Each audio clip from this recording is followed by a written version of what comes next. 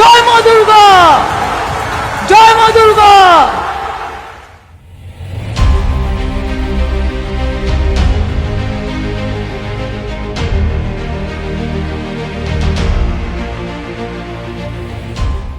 नमस्कार, मैं हूं देवांशु। आप देख रहे हैं न्यूज़ 47। बंगाल में विधानसभा के चुनाव होने हैं और अमित शाह देश के गृह मंत्री बंगाल के दौरे पर हैं और आज ही उन्होंने प्रेस कॉन्फ्रेंस किया। एक नहीं, दो नहीं, तीन नहीं, कई आरोप जो है वो बंगाल की मौजूदा ममता सरकार पर जो है उन्होंने लगाए हैं। उनकी पूरी प्रेस कॉन्फ्रेंस जो है हमारे चैनल पर जो है वो मौजूद है। अगर आपका मन करे, अगर आपकी दिलचस्पी हो तो आप देख सकते हैं। बेसिकली इस वीडियो में हम आप बताने जा रहे हैं कि ममता बनर्जी ने बीजेपी के खिलाफ एक ऐसा प्लान बनाया है ना, एक ऐसा प्लान बनाया है कि बीजेपी वालों को अब समझ में नहीं आ रहा कि इसके काट के तौर पर अब करे क्या। ये एक ऐसी चाल है ममता बनर्जी की कि लग रहा है कि हो सकता है कि बीजेपी वाले इस बार भी चुनाव हार जाए। क्या वाकई बीजेपी 2026 में बंगाल का चुनाव फिर से हारने जा रही है? ये बताएंगे रोहित, लेकिन उससे पहले अपडेट दे दें आखिर ममता बनर्जी का प्लान है क्या और ममता बनर्जी करने क्या जा रही हैं। करने ये जा रही हैं कि बीजेपी के पिच पर ही जो है वो जबरदस्त बैटिंग करने का प्लान जो है वो ममता बनर्जी ने किया है। ममता बनर्जी ने ठान लिया कि उन्हें अपनी पिच पर नहीं, उन्हें किसी तीसरे की पिच पर बल्लेबाजी नहीं करनी, उन्हें बीजेपी के पिच पर ही बल्लेबाजी करके और बीजेपी को हराना। ये है स्ट्रैटेजी। कहने का हमारा क्या मकसद है विस्तार से हम आपको बताएंगे, लेकिन थोड़ा सा कुछ ग्राफिक्स हमने बनाया है वो देख लीजिए। दरअसल ममता बनर्जी ने कल ऐलान किया है, यानी कि कल ऐलान किया था कि ममता बनर्जी जो है वो सिल्लीगुड़ी में महाकाल का मंदिर बनाएंगी और साथ ही 5 जनवरी को गंगा सागर में पुल के निर्माण की आधारशिला जो है, यानी कि आप कह सकते हैं शिलान्यास जो है वो ममता बनर्जी 5 जनवरी को रखेंगी। और इसके अलावा जनवरी के दूसरे हफ्ते जो है सिल्लीगुड़ी में जो महाकाल का मंदिर बनेगा वो जनवरी के दूसरे हफ्ते में उस मंदिर की नींव जो है वो ममता बनर्जी रख देंगी। 29 दिसंबर को ममता बनर्जी ने कोलकाता के न्यू टाउन में दुर्गा आंगन की नींव रखी कि यह देश का सबसे बड़ा दुर्गा मंदिर होगा जो कि 15 एकड़ में बनकर तैयार जो है वो होगा। इस मंदिर में रोजाना 1 लाख श्रद्धालु जो है वो दर्शन जो है वो कर पाएंगे। आगे आपको वीडियो में ममता बनर्जी का वो बयान जो है वो सुनवा दे रहे हैं जिसमें ममता बनर्जी ये कह रही हैं कि वो सभी धर्मों को मानती हैं, वो जो है वो तुष्टीकरण की राजनीति नहीं करती हैं, वो जो है वो राजनीति करती हैं, मतलब कि सेकुलरिज्म की राजनीति करती हैं। और ये कहाँ कहा था जब दुर्गा मंदिर का नींव रख रही थी ममता बनर्जी, तो उसी कार्यक्रम स्थल पर जो है ममता बनर्जी ने बयान दिया। ज़्यादा लंबा नहीं है, बस 40 सेकंड का बाइट होगा। সে হিন্দু হোক, মুসলিম হোক, শিখ হোক, জৈন হোক, পারসিক হোক। হ্যাঁ, আমাকে অনেকে বলে আমি অ্যাপিজমেন্ট করি। আমি অ্যাপিজমেন্ট করি না, আমি সেকুলার সঠিক তথ্যে অর্থাৎ সর্বধর্ম সমন্বয়। तो कुल मिलाकर कहें कि ममता बनर्जी ये करने जा रही हैं कि ममता बनर्जी बंगाल में दुर्गा मंदिर बना रही हैं। ममता बनर्जी ये ऐलान कर रही हैं कि वो महाकाल मंदिर बनाएंगी। ममता बनर्जी वो जो है वो ऐलान कर रही हैं कि महाकाल तो मंदिर तो बनाएंगे ही, उसके साथ साथ जो है वो गंगा सागर में पुल के निर्माण भी करवाएंगे। ममता बनर्जी साल 2025 में उन्होंने जो है वो जगन्नाथ मंदिर दीघा में, बंगाल के दीघा में जो है उसका उद्घाटन भी किया था। ममता बनर्जी मंदिर बनवा रही हैं और ये तो बीजेपी वालों को अच्छा लगता है, लेकिन दीदी ऐसा क्यों कर रही हैं? तो विस्तार से बताने के लिए जो है हमारे साथ रोहित जुड़ेंगे और वो आते ही जो है वो ममता बनर्जी जो है वो एक तीर से 3 निशाने जो हैं वो लगा रही हैं। रोहित सबसे पहले ये बताएंगे और हमारा जो सवाल है, रोहित सबसे पहले आप इधर आ जाइए। सवाल है, ये तो ऐसा ही हो गया कि जो बीजेपी का जो फेवरेट जो स्ट्रोक है वो अब जो है वो ममता बनर्जी वो स्ट्रोक चल रही हैं। अब देखिए, अब क्योंकि देवांशु उसमें है क्या कि अगर वहाँ पे मस्जिद बन रही है और वहाँ पर कोई मुस्लिम नेता मस्जिद के नाम पर और उस मस्जिद के नाम पर जिसको लेकर के देश भर का मुसलमान नहीं, दुनिया भर का मुसलमान बड़ा कनेक्ट फील करता है, उसको मुद्दा बना रहा है। तो ममता बनर्जी उस मुद्दे को शायद भाप रही है। जो बिहार के चुनाव में तेजस्वी यादव ओवैसी के सीमांचल में आने को नहीं भाप पाए, उस पर डिटेल में बाद में करेंगे। लेकिन ये फिलहाल जो बात है इसमें जो महत्वपूर्ण चीजें हैं वो है कि ममता बनर्जी जो है एक तीर से कई निशाने जो साध रही हैं। महाकाल जो है वो मंदिर बनाने की कोशिश है। वहां पे पहाड़ी समुदायों, गोरखाओं और उत्तर बंगाल के आदिवासियों के परम आराध्य हैं। मंदिर के जरिए ममता सीधे इन समुदाय की आस्था को छूना चाहती हैं, क्योंकि देखिए बीजेपी का जो वोट शेयर बढ़ा है पिछले 3 चुनाव को देखें, उन 3 चुनाव में जो वोट शेयर बढ़ा है उस पर एक बहुत विस्तार से वीडियो है न्यूज फाउंडेशन पर कि बीजेपी ने किस तरीके से गेन किया और किस तरीके से ममता बनर्जी ने गेन किया है। तो उस गेन करने के पीछे की असली वजह यही है कि बीजेपी ने वहां के जो हिंदू हैं, जिनको ये लगता है कि नहीं ममता बनर्जी की तुष्टिकरण राजनीति की वजह से उनको नुकसान हो रहा है या उनकी आस्था, उनकी संस्कृति पर जो है वो हमला है, उन लोगों को एक तरीके से कहें कि साधने की कोशिश है। अब देखिए महाकाल का ही मंदिर क्यों बनवा रही है ममता बनर्जी, तो उसके पीछे का कारण ये है कि मैं जानते हैं कि पश्चिम बंगाल के जो लोग हैं वो दुर्गा पूजा करते हैं, लेकिन दुर्गा पूजा के ही स्तर पर काली पूजा भी वहां पर होती है। काली पूजा के साथ साथ वहां पर क्योंकि जो गौड़ीय वैष्णव संप्रदाय है उसका बड़ा प्रभाव है, इस्कॉन से लेकर तमाम जो इस तरह के गौड़ीय मठ जो है वो बंगाल से निकले हैं, तो वहां पर जो है जो वैष्णव संप्रदाय को मानने वाले लोग हैं उनका भी बड़ा प्रभाव है। लेकिन बंगाल में कॉमन है कि आप पूरब से पश्चिम, उत्तर से दक्षिण, पूरे बंगाल के किसी इलाके में जाएं वहां पे भगवान शिव को मानने वाले भी बहुत लोग हैं। इसीलिए पश्चिम बंगाल के लोग सबसे ज्यादा देवघर आते हैं दर्शन करने के लिए और काशी विश्वनाथ जाते हैं। उनकी ड्रीम लिस्ट में होता है कि जीवन में एक बार इन दोनों तीर्थों पर जाना है। महाकाल क्योंकि दूर है, 12 ज्योतिर्लिंगों में से एक है, लिहाजा ममता बनर्जी जो है महाकाल के मंदिर को वहां बनवा रही है जो कि नॉर्थ ईस्ट का गेटवे कहा जाता है, यानी कि सिलीगुड़ी। अब सिलीगुड़ी में बनाने के पीछे का मकसद यह है कि वहां पर बड़ी संख्या में जो है शहरी हिंदू वोटर रहता है।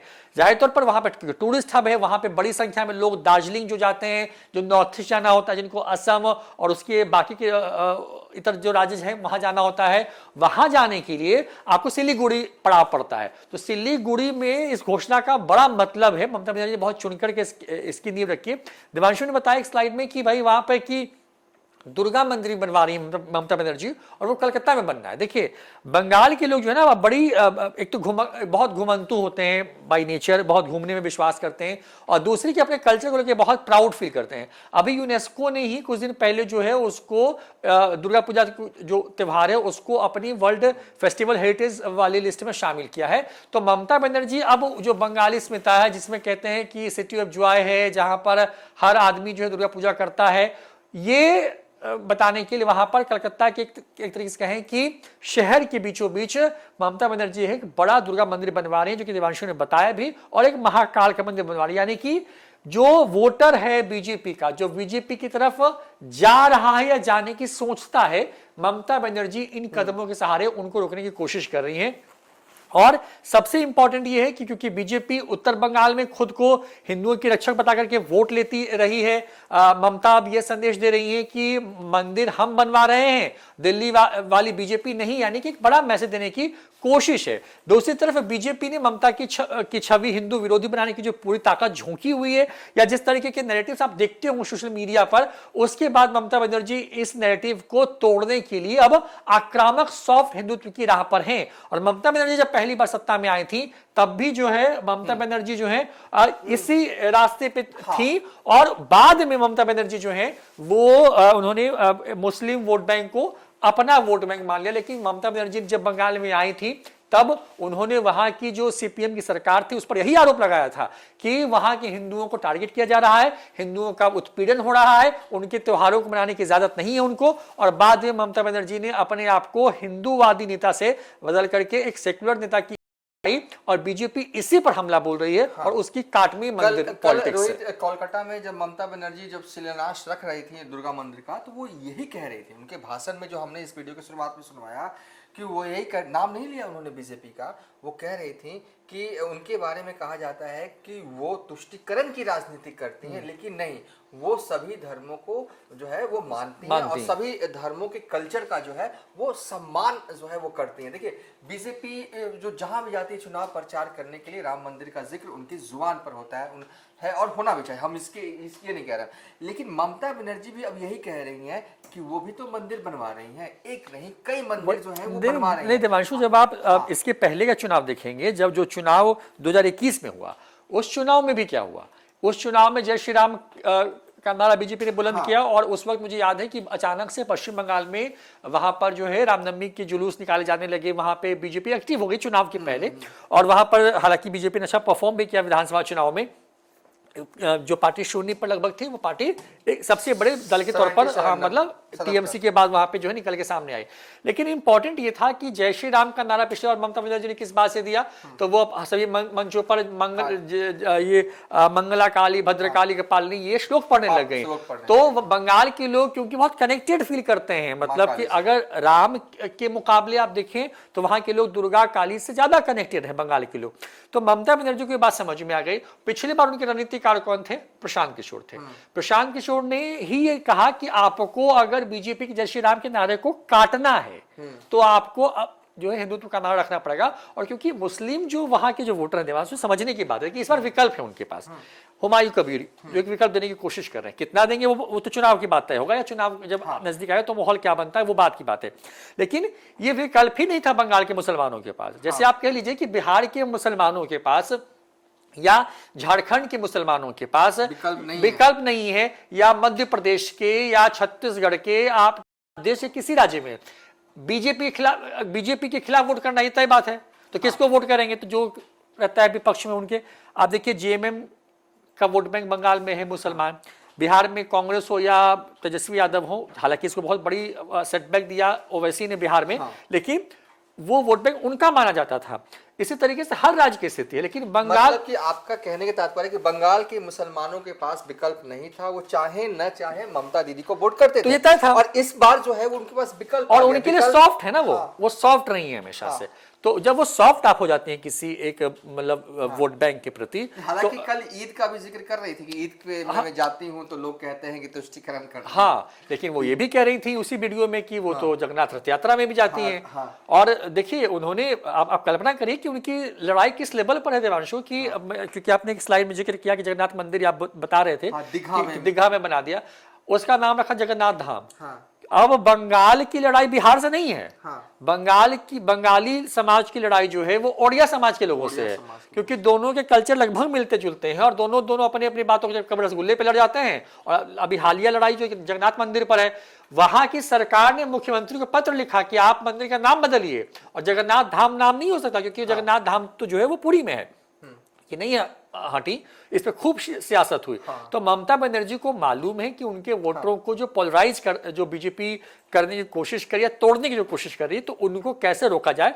ममता बनर्जी की जो ऐलान है, मोटे तौर पर अगर हम समझाएं, रोहित गलत बोलेगा, 70% माना जाता है कि बंगाल में हिंदू है, 30% माना जाता है कि वो है मुस्लिम और तमाम बाकी लोग, तमाम लोग हैं।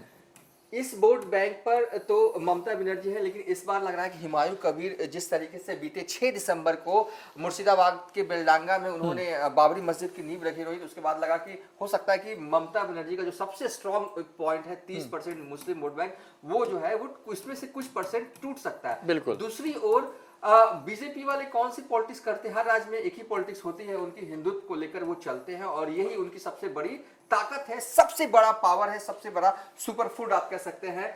बीजेपी इस राज्य में भी इसी मुद्दे को आएगी। हमें लगता है कि जिस तरीके से हुमायूं कबीर ने जो किया, ममता बनर्जी के सबसे भरोसेमंद वोट बैंक, पिछले बार कहा जाता है कि 75% मुसलमानों ने ममता दीदी का साथ 2021 में जो है वो दिया था। और हमें लगता है कि जो मंदिर का निर्माण करवा रही हैं उससे कहीं ना कहीं बीजेपी को तो टेंशन बढ़ेगी, रोहित, क्योंकि ये 70% हिंदू जो बंगाल के जो हिंदू हैं इस वक्त, वो तो ये सोच रहे हैं ना, अरे दीदी तो महाकाल लेकिन का मंदिर लेकिन देवांशु जगन्नाथ का मंदिर नहीं, हाँ वो आप बात सही कर रहे हैं, लेकिन देखिए गंगा सागर में पुल बनवा रहे हैं। नहीं, वो सब बात सही आप कह रहे हैं, लेकिन आज अमित शाह के बयान को भी मैं कोट करूंगा यहाँ पे। अमित शाह भी आज जब वो कलकत्ता में मीटिंग के बाद एक प्रेस कॉन्फ्रेंस करते हैं तो वो कहते हैं इस बात को ना कि ममता बनर्जी के कल के बयान को बिना मतलब दूसरे तरीके से कोट करते हुए अमित शाह कहते हैं कि बंगाल में तुष्टीकरण किया किसने, बढ़ाया किसने, यानी कि बीजेपी अभी इतनी जल्दी आसानी से पीछे नहीं आ रही है।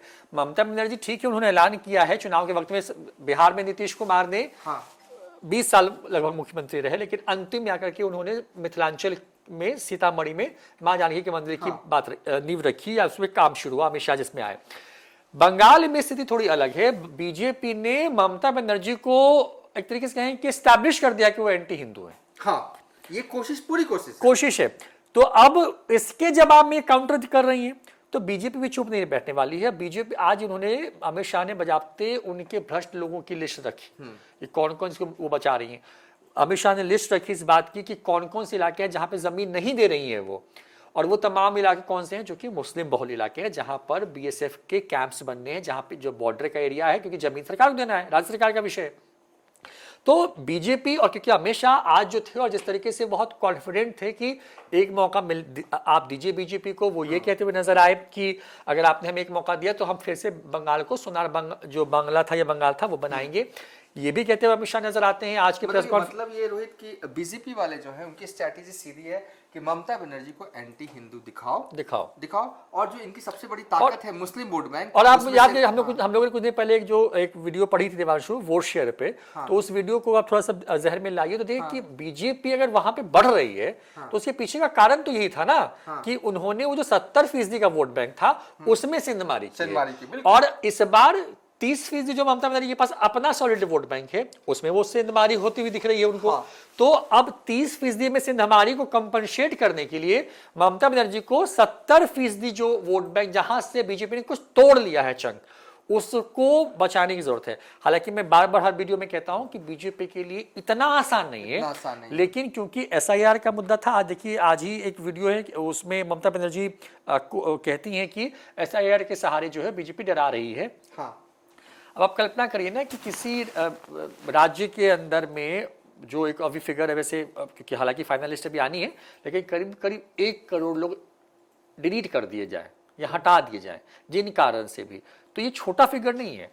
अगर विधानसभा का देखें देवांशु, तो मुझे लगता है कि 20-25 लाख वोट के अंतर पर सरकार बदल बिगड़ जाती है। बिहार में 2020 का चुनाव तो कुछ हजार वोट की वजह से मतलब मार्जिन से हार गई थी आरजेडी। तो ओवरऑल इस वीडियो को वाइंड अप करें, लेकिन इस वीडियो में हमने आपको क्या बताया, जैसा कि हमने आपको बताया कि बीजेपी वाले जो है ममता बनर्जी को प्रोजेक्ट कर रहे हैं कि ममता दीदी जो है वो एंटी हिंदू है, और ममता बनर्जी अब इसके काउंटर के रूप में क्या करने जा रही है, मंदिर बनवा रही हैं। उन्होंने जो है वो दुर्गा मंदिर का शिलान्यास कर दिया, सिल्लीगुड़ी में महाकाल का मंदिर बनवाएंगी, गंगा सागर में पुल बनवाएंगी, और इस बात का जिक्र भी कर रही है कि दीघा में उन्होंने जगन्नाथ मंदिर भी बनाया। यानी कि बीजेपी वाले एंटी हिंदू बताने की कोशिश कर रहे हैं, और दीदी जो है वो मंदिर बनवाकर जो है वो काउंटर कर रही है। और दूसरी छोर दीदी के सबसे पावरफुल वोट बैंक मुस्लिम वोट बैंक को काटने के लिए हुमायूं कबीर ने नई पार्टी बना ली है, ऐलान कर दिया है कि वो 294 सीटों पर जो है वो चुनाव लड़ेंगे। दिलचस्प मुहाने पर पहुंचता हुआ जा रहा है बंगाल का सियासी रन। कौन जीतेगा कौन हारेगा ये तो जब चुनाव होंगे तभी पता चलेगा, लेकिन हाँ, ये लड़ाई 2021 जैसे बिल्कुल नहीं है। 2026 का चुनावी रन बंगाल का बिल्कुल नया होने वाला है, और देखिए आगे आगे होता है क्या।